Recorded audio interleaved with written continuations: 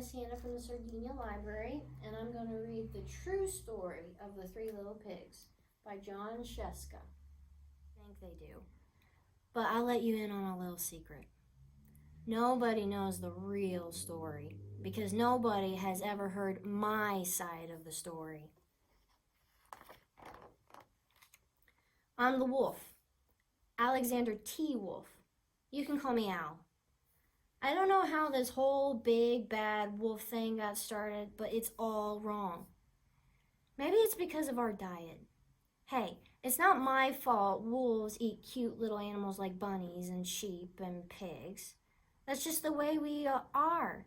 If cheeseburgers were cute, folks would probably think you were big and bad too.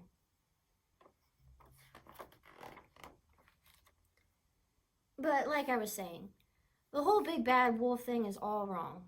The real story is about a sneeze and a cup of sugar. This is the real story. Way back in Once Upon a Time, I was making a birthday cake for my dear old granny. I had a terrible sneezing cold.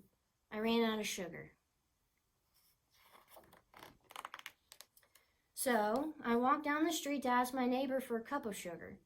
Now this neighbor was a pig, and he wasn't too bright either. He had built his whole house out of straw. Can you believe it? I mean, who in his right mind would build a house of straw? So, of course, the minute I knocked on the door, it fell right in. I didn't want to just walk into someone else's house, so I called, little pig, are you in?" No answer. I was just about to go home without the cup of sugar for my dear old granny's birthday cake. That's when my nose started to itch. I felt a sneeze coming on. Well, I huffed and I snuffed. And I sneezed a great sneeze. And you know what? That whole darn straw house fell down. And right in the middle of the pile of straw was the first little pig, dead as a doornail. He had been home the whole time. It seemed like a shame to leave a perfectly good ham dinner lying there in the straw. So I ate it up. Think of it as a big cheeseburger just lying there.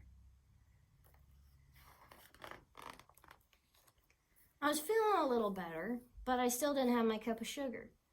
So I went to the next neighbor's house. This neighbor was the first little pig's brother. He was a little smarter, but not much. He had built his house of sticks. I rang the bell on the stick house. Nobody answered. I called, Mr. Pig, are you in?" He yelled back, "Go away, wolf, you can't come in. I'm shaving the hairs on my chinny chin chin." I had just grabbed the doorknob when I felt another sneeze coming on. I huffed and I snuffed and I tried to cover my mouth, but I sneezed a great sneeze. And you're not going to believe it, but this guy's house fell down just like his brother's.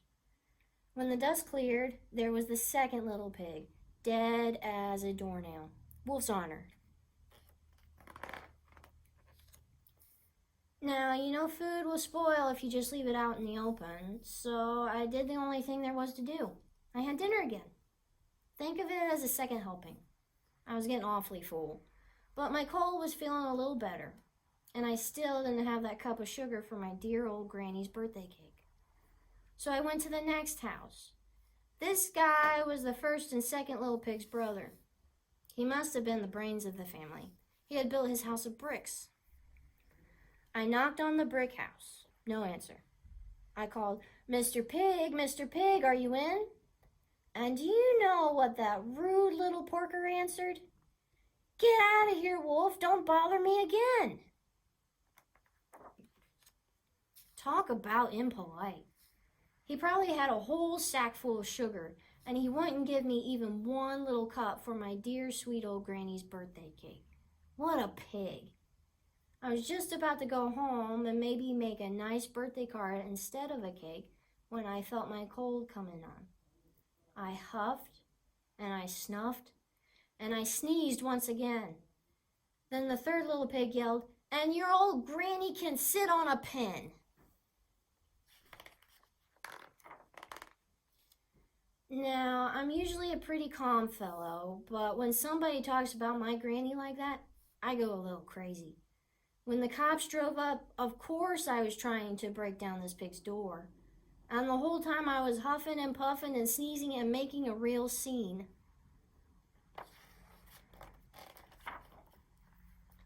The rest, as they say, is history.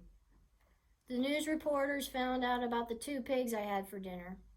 They figured a sick guy going to borrow a cup of sugar didn't sound very exciting.